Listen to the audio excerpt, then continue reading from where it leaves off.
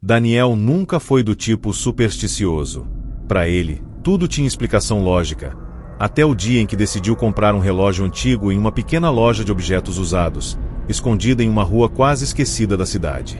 O relógio era bonito, clássico, com um visor levemente amarelado pelo tempo e uma pulseira de couro já desgastada.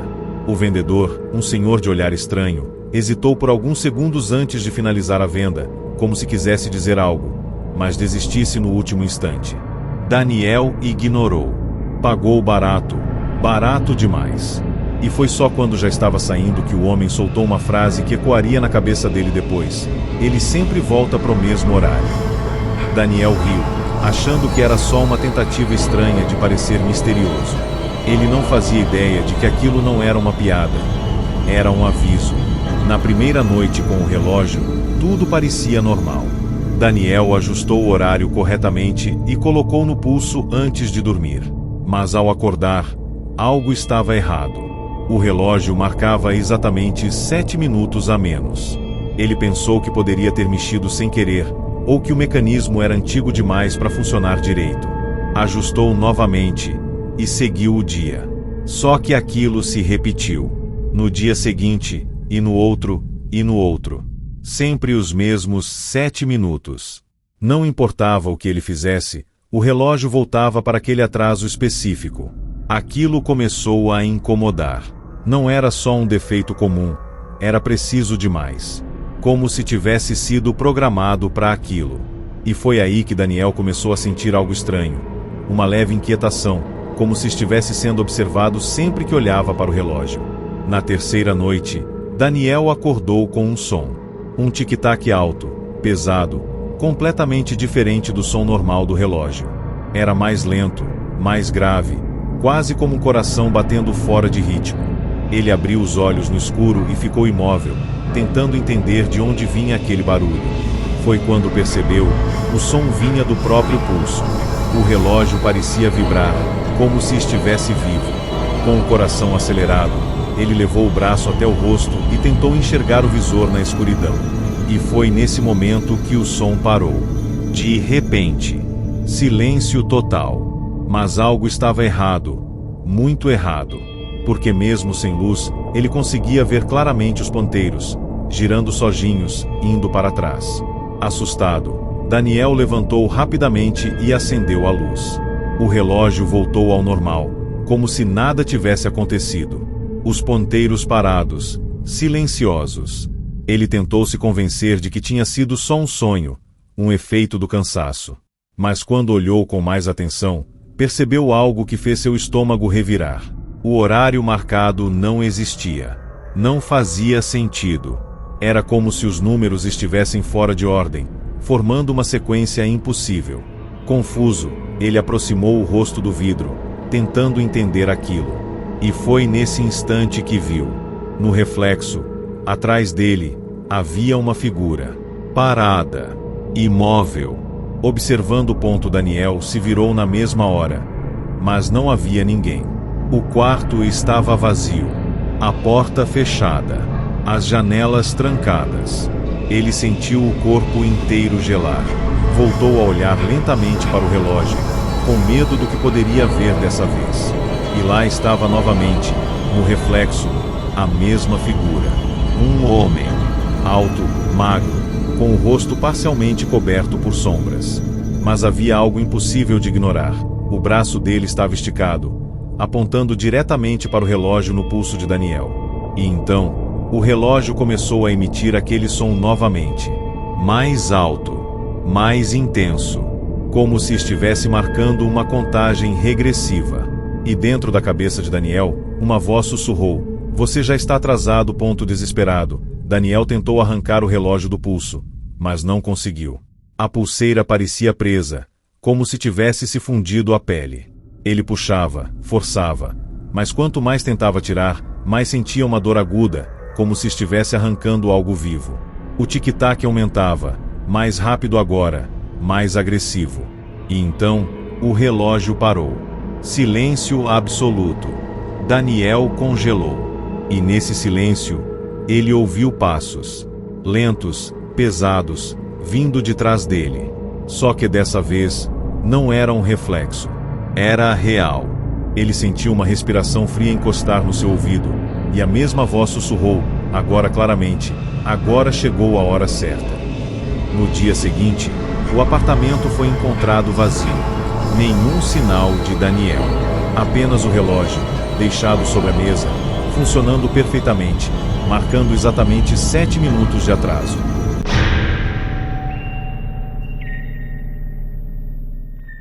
Larissa nunca imaginou que uma simples ida a um brechó mudaria completamente a forma como ela enxergava o mundo. Era uma tarde comum, céu nublado, aquele clima meio parado, e ela entrou na loja sem pretensão nenhuma, só para dar uma olhada. O lugar tinha um cheiro estranho, uma mistura de perfume antigo com mofo, roupas amontoadas, cabides rangendo, silêncio demais. Foi no fundo da loja que ela encontrou a jaqueta. Preta, elegante, parecia nova demais para estar ali. Quando tocou no tecido, sentiu algo esquisito, um frio imediato, como se tivesse encostado em algo gelado. O dono do brechó observava de longe, sem dizer nada, apenas olhando fixamente. Larissa ignorou o desconforto. Experimentou a jaqueta. Serviu perfeitamente, como se tivesse sido feita para ela. Sem pensar muito, levou o ponto naquela mesma noite. Larissa decidiu usar a jaqueta para sair. Mas desde o momento em que vestiu, algo parecia fora do lugar. Mesmo com o clima quente, ela sentia um frio constante, vindo de dentro da roupa. Não era o vento, não era o ambiente. Era como se o frio estivesse abraçando ela. Durante a noite, a sensação só piorou. Em vários momentos, ela teve a impressão de que alguém estava muito perto, perto demais. Como se mãos invisíveis estivessem encostando nos braços dela. Quando chegou em casa, tirou a jaqueta rapidamente, com um incômodo que ela não sabia explicar. Tentou esquecer. Disse para si mesma que era só impressão. Mas naquela madrugada, ela teve o primeiro sonho. No sonho, Larissa estava parada em um lugar escuro. Sem paredes, sem chão, só um vazio estranho. E à sua frente, havia um homem. Ele não se movia, não falava, apenas observava. O rosto dele era difícil de distinguir, mas havia algo marcante. Ele usava exatamente a mesma jaqueta. A mesma. Cada detalhe, cada dobra do tecido. Larissa tentou se aproximar, mas o corpo não respondia. E então, o homem deu um passo à frente. E outro, até ficar perto o suficiente para que ela sentisse o mesmo frio, o mesmo toque invisível. E antes que pudesse reagir, ele sussurrou algo que ela não conseguiu entender. E acordou. Nos dias seguintes, os sonhos se repetiram. Sempre iguais, sempre com o mesmo homem, sempre mais perto. E o pior, a sensação não ficava só no sonho. Durante o dia, Larissa começou a perceber coisas estranhas. Objetos fora do lugar, portas entreabertas, e o mais perturbador, a jaqueta nunca parecia estar exatamente onde ela deixava. Às vezes estava no sofá, outras vezes na cadeira, como se alguém tivesse mexido nela. Uma noite, decidida a acabar com aquilo, Larissa pegou a jaqueta e começou a vasculhar os bolsos. Foi quando encontrou algo que não estava lá antes. Uma fotografia antiga, amarelada, quase apagada pelo tempo. Na foto, havia um homem, parado, olhando diretamente para a câmera. E não havia dúvida, era o mesmo homem dos sonhos. O mesmo rosto, a mesma expressão vazia. O coração de Larissa disparou. Com mãos trêmulas, ela virou a foto e encontrou uma frase escrita à mão, com uma caligrafia irregular. Ela não pode tirar isso de mim. Naquele momento, um arrepio percorreu o corpo dela inteiro. E então, algo aconteceu. Atrás dela, o som de tecido se movendo. Lento, arrastado. Larissa congelou. O ar ficou pesado. E sem coragem de se virar, ela olhou lentamente para o espelho à sua frente. E lá estava, refletido atrás dela, o homem, vestindo a jaqueta, parado, exatamente como nos sonhos. Só que dessa vez, não era um sonho. Ele estava ali, mais real do que nunca. O frio tomou conta do corpo de Larissa, mas ela não conseguia se mover. E então, no reflexo, ele levantou o braço lentamente e passou a mão pelo ombro dela. No mesmo instante, Larissa sentiu o toque. Gelado, firme, real. Ela gritou e se virou, mas não havia ninguém. O quarto estava vazio. Ofegante, ela correu até a porta, mas parou ao ouvir algo atrás de si. Um sussurro, vindo bem perto do ouvido: "Agora é minha vez de usar você." No dia seguinte, Larissa desapareceu. A jaqueta foi encontrada dobrada, no mesmo brechó, esperando pelo próximo dono.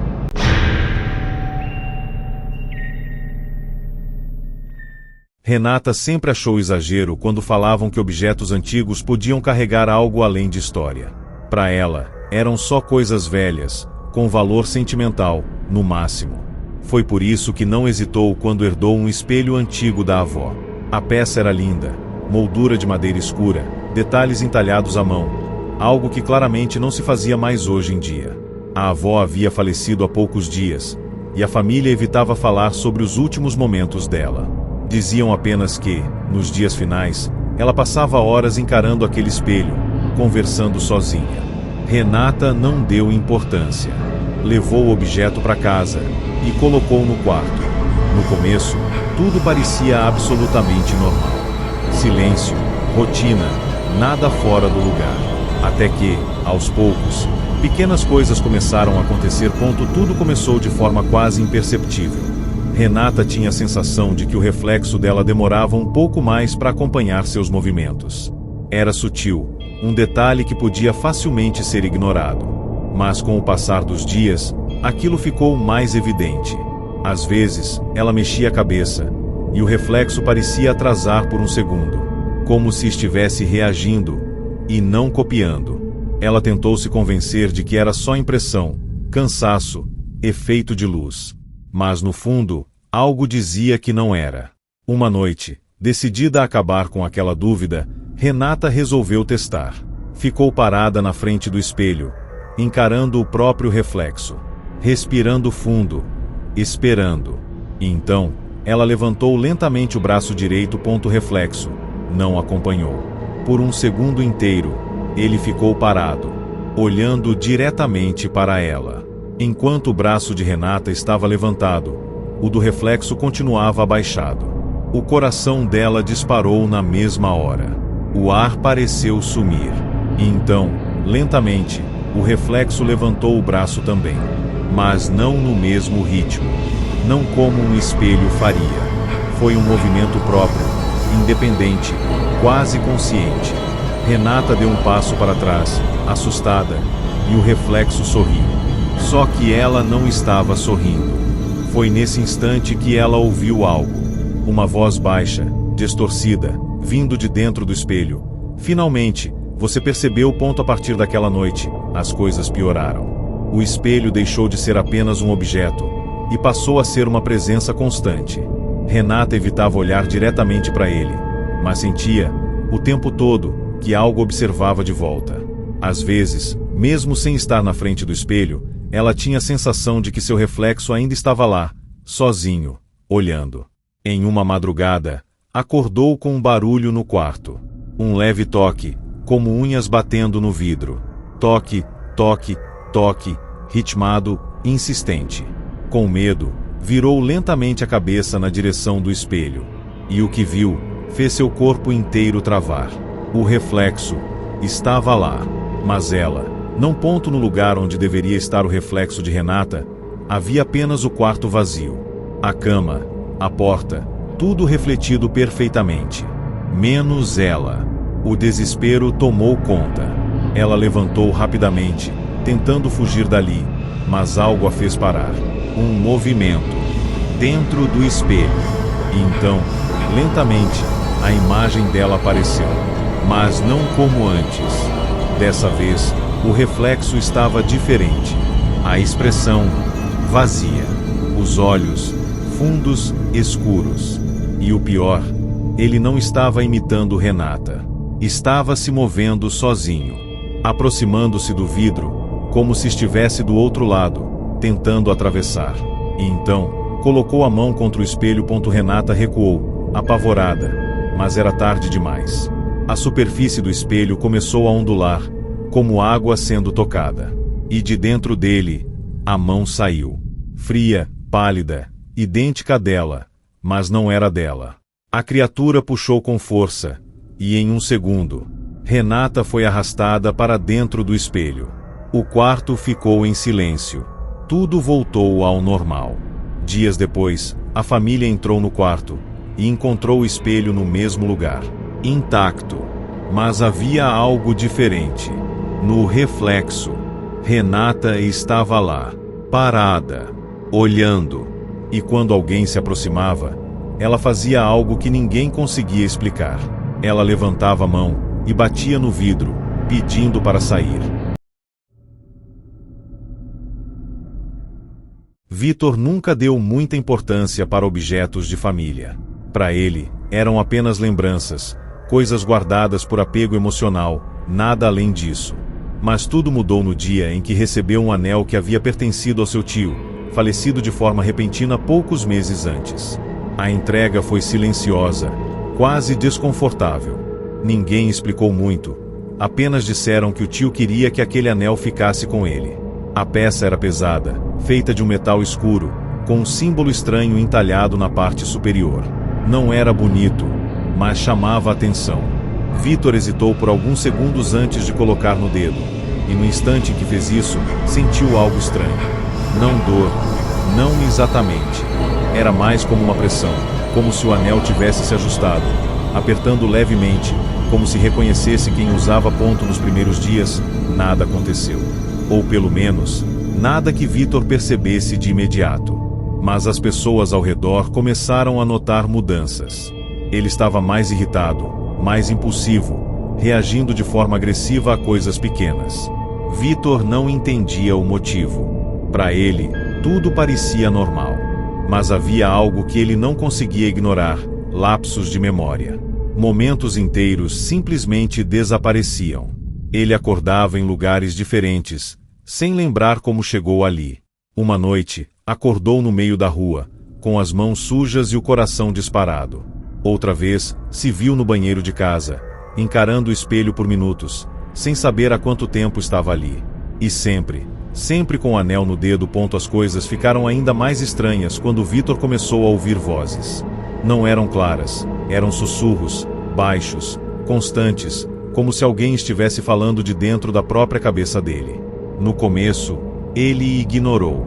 Achou que era estresse, cansaço. Mas as vozes começaram a ganhar forma. Palavras desconexas, frases incompletas, até que uma delas se destacou. Sempre repetida, sempre da mesma forma: não tira. Vitor tentou resistir à ideia, mas o incômodo crescia.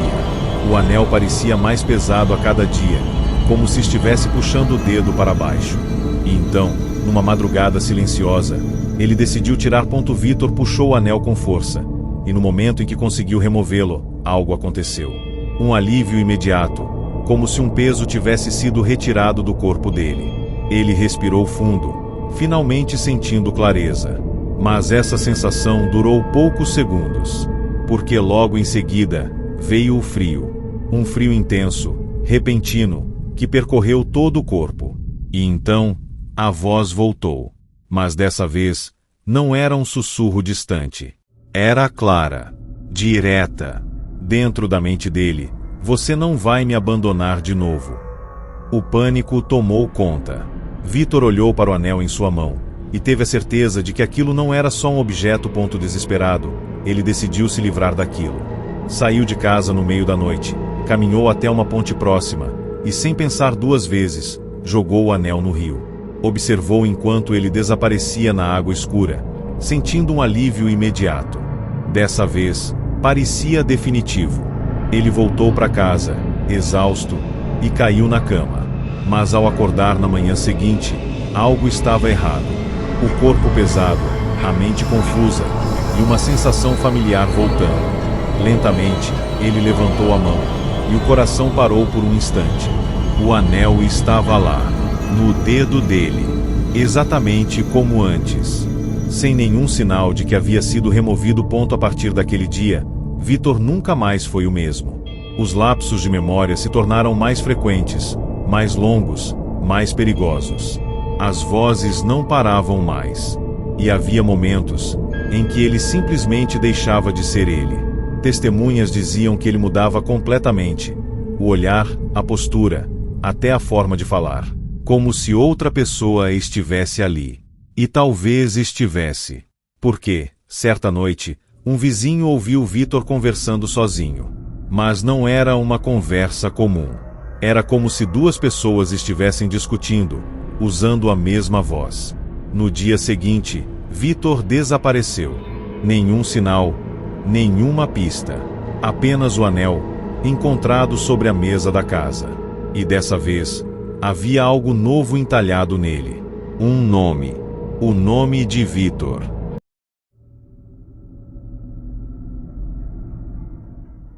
Quando a família Alves se mudou para a nova casa, tudo parecia perfeito. Um lugar amplo, silencioso, afastado o suficiente da cidade para oferecer tranquilidade, mas ainda perto bastante para manter a rotina. O preço, inclusive, era bom demais para uma casa daquele tamanho. O único detalhe que o corretor mencionou, quase como quem não quer dizer nada, foi que o antigo dono havia falecido ali mesmo, na sala. A informação passou batida. Para eles, era apenas um fato, nada além disso. E foi assim que decidiram manter alguns móveis antigos que já estavam na casa. Entre eles, uma poltrona, grande, de couro escuro, levemente desgastada, posicionada bem no centro da sala, como se ainda estivesse sendo usada. Nos primeiros dias, tudo correu normalmente. A família se organizando, desfazendo caixas, tentando transformar aquele espaço em um novo lar. A poltrona continuava ali, intacta, ignorada pela maioria. Até que a filha mais nova, Clara, de apenas 6 anos, começou a agir de forma estranha. Ela evitava passar pela sala à noite, e sempre que precisava atravessar, corria. Quando perguntavam o motivo, ela respondia algo que os pais interpretavam como imaginação: tem um homem sentado ali. No começo, eles riram. Disseram que era coisa da cabeça dela. Medo do escuro, nada demais. Mas Clara insistia. Sempre o mesmo lugar. Sempre a mesma resposta. Com o passar dos dias, Clara começou a descrever melhor o tal homem. Segundo ela, ele nunca falava, nunca se levantava. Apenas ficava sentado na poltrona, olhando. E o mais estranho, ela dizia que ele só aparecia à noite. Durante o dia, a poltrona estava vazia. Mas quando escurecia, ele voltava. Os pais começaram a ficar incomodados. Não pela história em si, mas pela forma como Clara falava. Não parecia imaginação. Era detalhado demais, específico demais. Ainda assim, decidiram ignorar. Até que uma noite, algo aconteceu. O pai, Marcelo, acordou no meio da madrugada com barulho vindo da sala. Um som leve, mas constante, como couro se movendo, rangendo lentamente. Ele ficou alguns segundos em silêncio, tentando entender.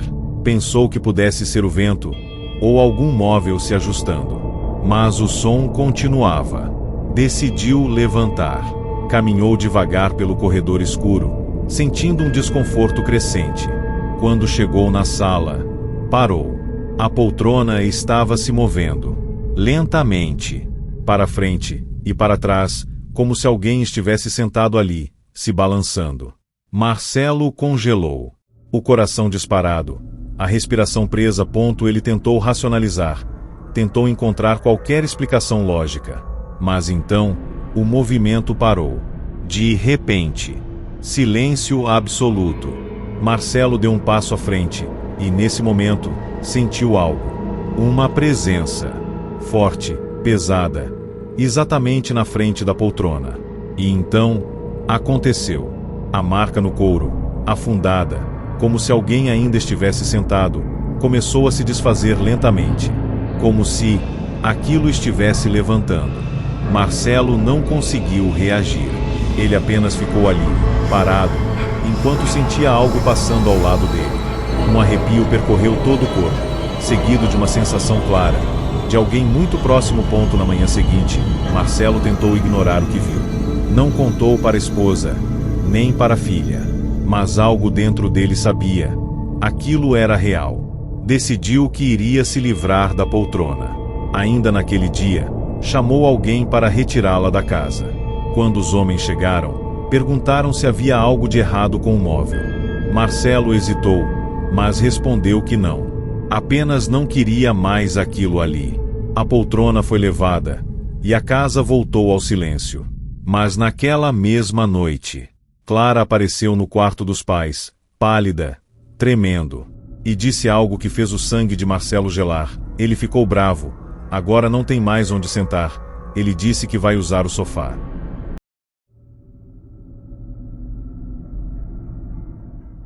Algumas pessoas acreditam que livros antigos guardam conhecimento, outras dizem que guardam segredos. Mas existe um tipo específico de livro, que guarda algo muito pior. A história começa com Eduardo, um estudante universitário que adorava explorar sebos e lojas de antiguidades atrás de raridades. Em uma dessas visitas, ele encontrou um livro estranho, esquecido em uma prateleira no fundo de uma loja quase abandonada. A capa era escura, sem título, sem nome de autor, apenas marcas profundas, como arranhões, atravessando o couro. O dono da loja hesitou quando Eduardo levou o livro até o balcão. Olhou por alguns segundos, e disse apenas: "Esse aí, ninguém nunca terminou de ler." Eduardo riu, achando que era só uma tentativa de criar mistério. Pagou barato, e levou para casa. Na primeira noite, Eduardo decidiu começar a leitura. O livro não tinha índice, nem organização clara. As páginas eram irregulares, com textos escritos à mão, como se várias pessoas tivessem contribuído ao longo do tempo. Algumas partes eram ilegíveis, outras, assustadoramente detalhadas. Eram relatos. Histórias de pessoas descrevendo experiências estranhas, encontros, presenças, e algo em comum entre todas. Ninguém parecia ter conseguido se livrar disso depois. Eduardo ficou intrigado.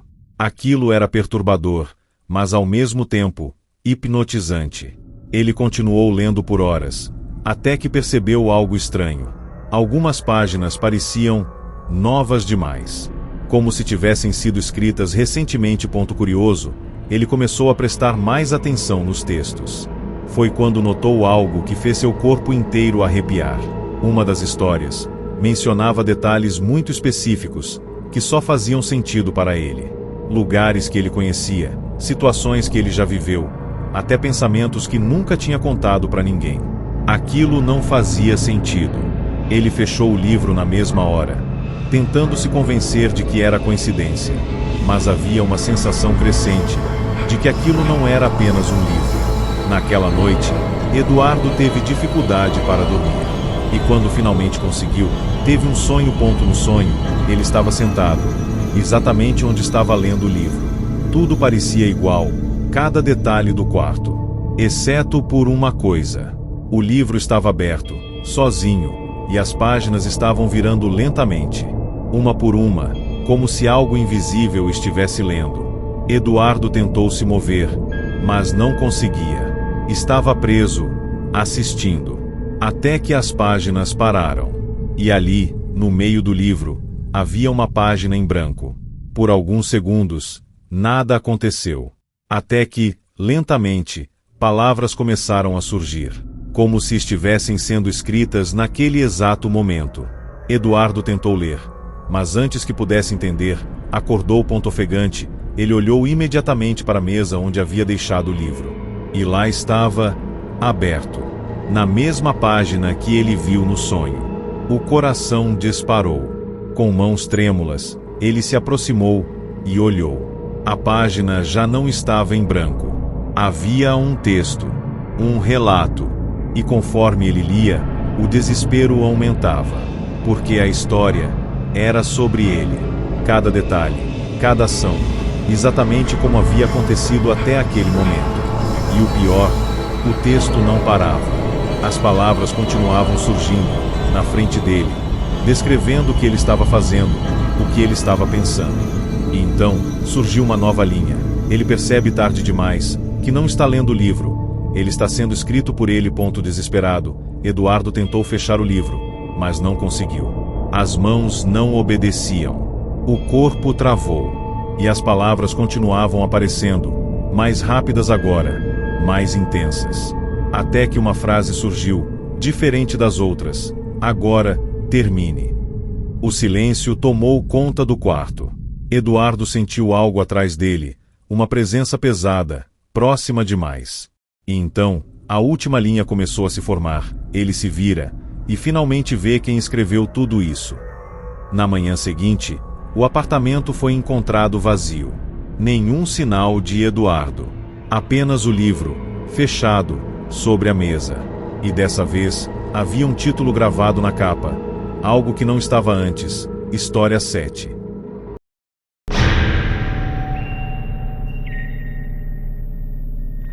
Tem objetos que a gente guarda por apego, outros por valor, mas alguns deveriam simplesmente ser deixados onde estão. A história começa com Camila, que após perder a mãe decidiu guardar algumas lembranças, coisas simples, mas que carregavam significado. Entre elas, havia um par de óculos antigos. A mãe usava todos os dias. Praticamente nunca tirava. Camila nunca entendeu o porquê daquele apego tão forte, mas depois da morte, decidiu ficar com eles. Não para usar, apenas para guardar. Só que, dias depois, algo mudou. Em uma noite silenciosa, enquanto organizava algumas caixas, Camila encontrou os óculos novamente. E por algum motivo, decidiu colocá-los. Foi uma decisão simples, quase automática. Mas no momento em que fez isso, percebeu algo que fez seu corpo inteiro gelar. O ambiente ao redor dela parecia diferente.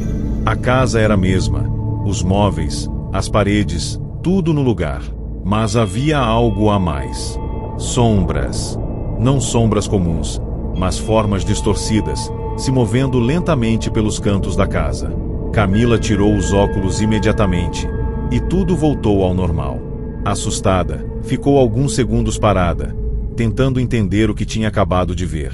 Pensou que poderia ser reflexo, cansaço, qualquer coisa. Mas a curiosidade falou mais alto. Respirou fundo e colocou os óculos novamente. E lá estavam elas. As sombras, mais nítidas agora, mais próximas. Algumas pareciam observar. Com o coração acelerado, Camila começou a caminhar lentamente pela casa, ainda usando os óculos. Cada passo revelava algo novo, algo que não deveria estar ali. As sombras não estavam apenas nos cantos, elas estavam por toda parte, encostadas nas paredes, no teto, até no chão. Algumas eram pequenas, outras tinham formas humanas, mas nenhuma tinha rosto definido. Até que ela parou, na sala, porque ali havia algo diferente. Uma sombra, completamente imóvel, sentada no sofá, exatamente no lugar onde sua mãe costumava ficar. Camila sentiu o ar desaparecer dos pulmões. Lentamente, ela se aproximou. A cada passo, a sombra parecia ganhar forma.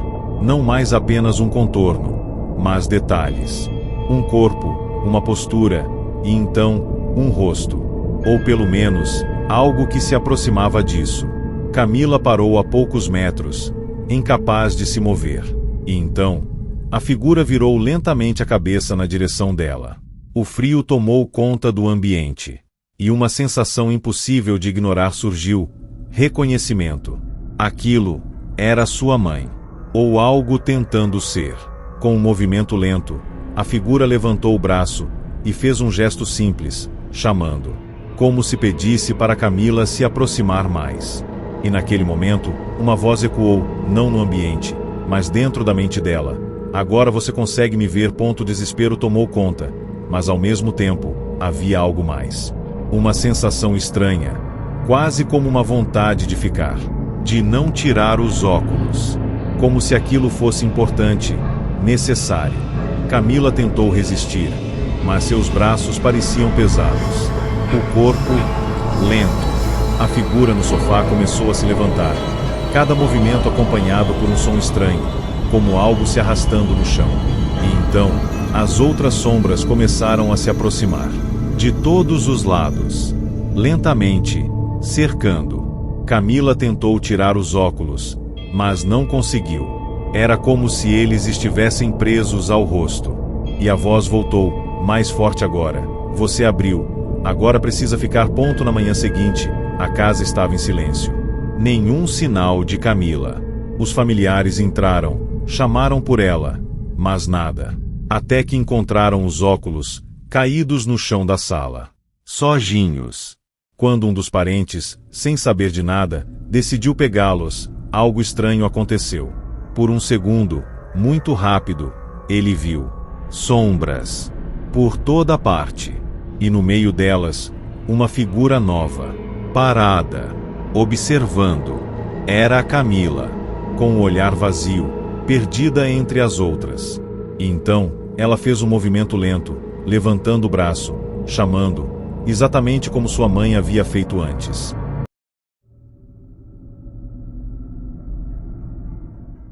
Nem todo objeto herdado carrega apenas lembranças. Alguns trazem consigo algo que nunca foi embora. A história começa com Rafael, que após a morte repentina do irmão mais velho, recebeu uma caixa com alguns pertences pessoais. Entre roupas, papéis e objetos comuns, havia algo que chamou a atenção, um par de fones de ouvido antigos. Nada de especial à primeira vista, mas Rafael lembrava bem, o irmão nunca deixava aqueles fones longe. Usava o tempo todo, mesmo quando não estava ouvindo nada. Era estranho, mas ele nunca questionou. Agora, com o objeto nas mãos, Rafael sentiu um desconforto imediato, como se houvesse algo ali que ele não conseguia explicar.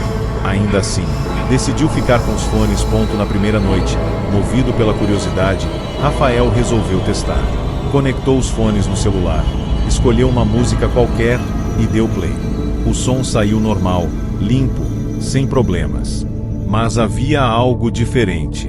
No fundo, quase imperceptível, havia um ruído, como um sussurro distante, escondido entre a música. Ele aumentou o volume, tentando entender, mas quanto mais aumentava, mais o sussurro parecia fugir. Incomodado, tirou os fones e desligou o aparelho. Ficou em silêncio por alguns segundos, tentando esquecer aquilo, até que percebeu algo estranho. O som não tinha parado.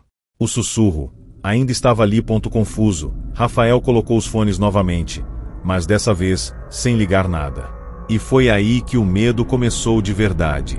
Porque mesmo sem conexão, sem música, o som continuava. Agora mais claro, mais próximo. Vozes baixas, sobrepostas, como várias pessoas falando ao mesmo tempo, mas em um tom que não dava para entender. O coração dele disparou. Ele arrancou os fones rapidamente, mas o som continuava. Dentro da cabeça. Era como se aquilo tivesse atravessado, como se não dependesse mais do objeto. E então, uma das vozes se destacou. Mais clara, mais forte, diferente das outras. Uma voz que ele conhecia. Era a voz do irmão. Rafael congelou. Não havia dúvida. O mesmo tom, a mesma forma de falar. Só que havia algo errado. A voz parecia distante, distorcida, como se estivesse vindo de um lugar onde não deveria existir som. E então, ela disse algo que fez o sangue dele gelar. Você finalmente está ouvindo. Rafael entrou em pânico. Jogou os fones longe, saiu do quarto, tentou fugir daquela sensação. Mas não adiantava. A voz continuava. Agora mais próxima, mais presente. Guiando, chamando, insistindo. Durante os dias seguintes, Rafael tentou ignorar, mas era impossível. A voz não parava. Nunca. Privado de sono, confuso, completamente abalado, Rafael começou a ceder. Começou a responder. No começo, em voz baixa, quase sem perceber. Mas com o tempo, aquilo virou conversa. A voz fazia perguntas, dava instruções, contava coisas que ele não sabia, detalhes sobre a morte do irmão que nunca tinham sido revelados. E então, veio o pedido. Simples, direto. Coloca os fones de novo. Eu preciso que você escute até o fim. Rafael hesitou, mas já não estava mais pensando com clareza. Pegou os fones, com as mãos tremendo, e colocou novamente ponto no momento em que os fones tocaram seus ouvidos. O mundo ao redor desapareceu. Silêncio absoluto, seguido por um som ensurdecedor, como um grito, longo, interminável, vindo de todos os lados ao mesmo tempo. Rafael caiu no chão, tentando arrancar os fones, mas não conseguia. E então, no meio do caos, a voz do irmão surgiu novamente. Clara, calma, diferente de antes, agora você entende. No dia seguinte, Rafael foi encontrado no quarto, imóvel, sem reação, com os fones ainda nos ouvidos. Os médicos disseram que ele estava vivo, mas não respondia a nada, como se estivesse em outro lugar. E desde então, quem se aproxima demais daqueles fones, jura ouvir, bem no fundo, uma nova voz, se misturando às outras.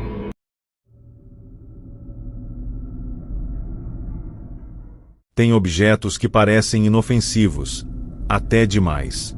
Coisas simples, comuns, que passam despercebidas. E foi exatamente isso que chamou a atenção de Juliana quando encontrou aquela boneca antiga entre os pertences de uma vizinha que havia falecido recentemente. A casa estava sendo esvaziada, e alguns objetos estavam sendo doados. A boneca estava sentada em uma cadeira, perfeitamente posicionada, como se alguém ainda cuidasse dela.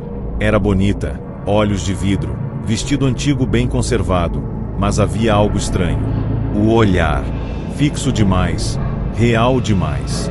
Juliana sentiu um leve desconforto ao pegá-la, mas ignorou. Pensou em restaurar, talvez vender depois. Sem pensar muito, levou a boneca para casa. E foi aí que tudo começou. Na primeira noite, Juliana colocou a boneca em uma prateleira no quarto. Nada demais, apenas mais um objeto entre outros. Mas antes de dormir, teve a impressão de que os olhos da boneca estavam diferentes, como se não estivessem mais olhando para o mesmo ponto. Ela se aproximou, ajustou levemente a posição e tentou esquecer. Durante a madrugada, acordou com um som leve, um arranhado, como algo sendo arrastado no chão. Ficou imóvel por alguns segundos, tentando entender. O som parou. Silêncio.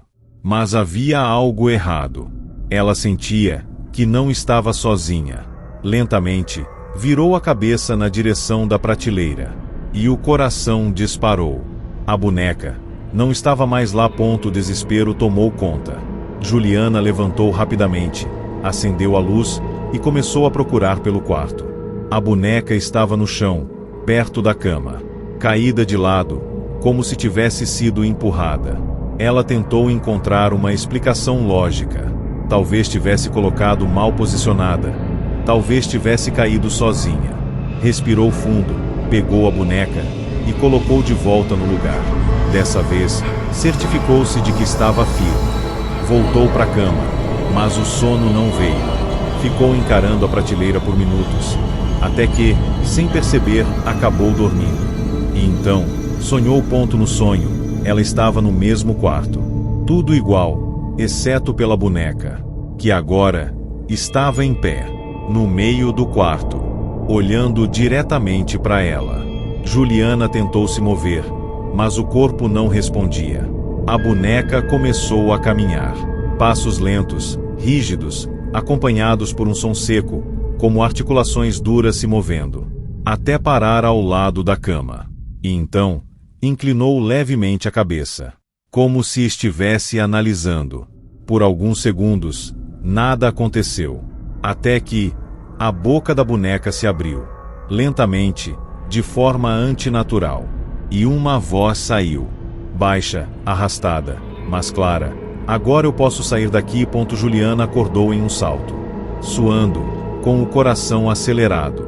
Olhou imediatamente para a prateleira. A boneca estava lá, parada, imóvel, exatamente como antes. Ela tentou se acalmar, se convencer de que tinha sido apenas um pesadelo. Mas algo não estava certo. Havia uma sensação estranha no quarto, pesada, sufocante.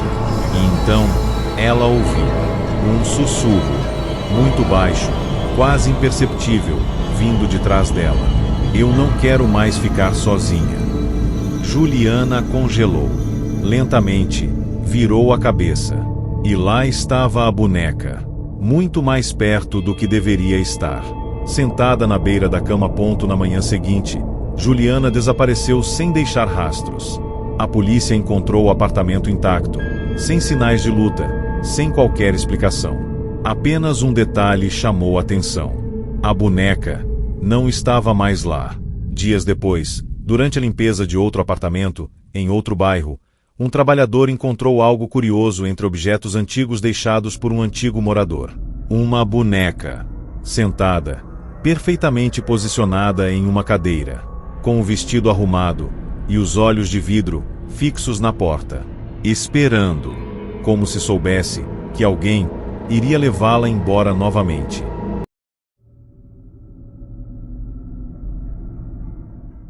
Algumas histórias são contadas como lendas, outras como avisos, mas essa aqui nunca deveria ter sido registrada.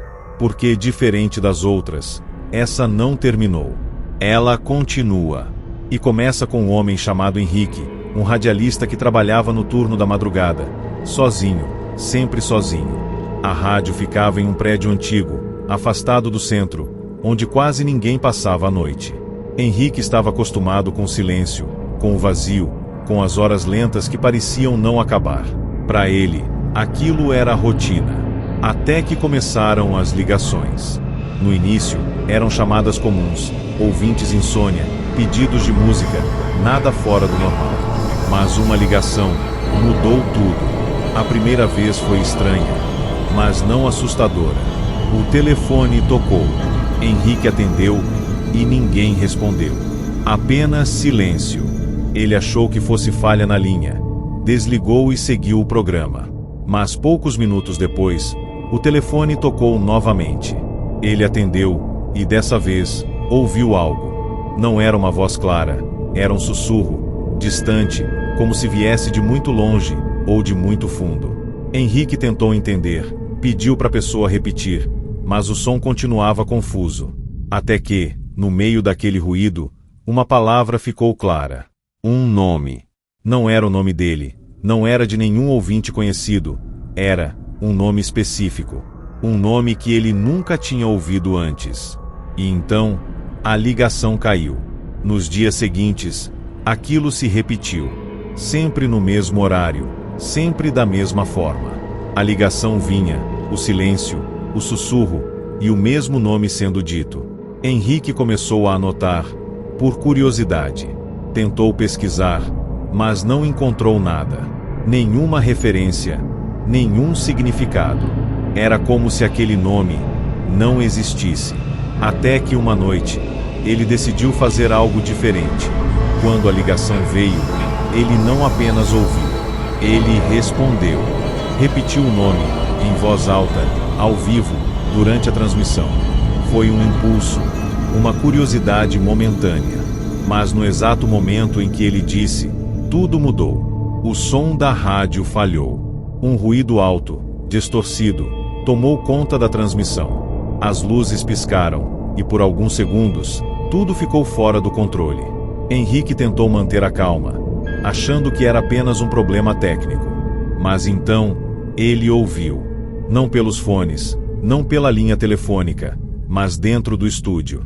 Um som atrás dele. Lento, arrastado, impossível de ignorar. Ele virou a cadeira devagar, o coração acelerado, e viu. A porta do estúdio, que estava fechada, começou a se abrir sozinha. Um rangido longo, ecoando no silêncio. E além da porta, não havia corredor, não havia luz, apenas escuridão. Henrique não se mexeu. O corpo travado, a mente tentando encontrar alguma explicação. Mas não havia, porque algo estava ali. Ele não via claramente, mas sentia. Uma presença ocupando aquele espaço, entrando, se aproximando. E então, a voz voltou. Mas dessa vez, não era um sussurro distante. Era clara, próxima, real. E disse exatamente o que ele mais temia. Você repetiu. Henrique tentou falar, pedir ajuda, mas o microfone captava apenas estática. Do lado de fora, ouvintes relataram que a transmissão ficou estranha, cheia de ruídos, até que uma voz começou a se sobrepor, repetindo o mesmo nome, várias vezes, sem parar. A transmissão caiu minutos depois. Quando a equipe chegou ao estúdio pela manhã, Henrique não estava lá. Nenhum sinal de luta, nenhuma explicação. Apenas o microfone, ainda ligado, e um detalhe que ninguém conseguiu ignorar. No painel de gravação, havia um arquivo salvo automaticamente. Quando reproduziram, ouviram tudo. A ligação, o nome, o momento em que Henrique repetiu, e então, algo mais. Um som, como se alguém estivesse muito perto do microfone, respirando. E no final, uma frase, dita de forma clara, calma, definitiva. Agora, ele também chama. Desde então, dizem que em algumas rádios, durante a madrugada, interferências podem acontecer, e uma voz desconhecida pode surgir, repetindo um nome que você nunca ouviu. E se por acaso, você decidir repetir, talvez, você também passe a fazer parte da transmissão.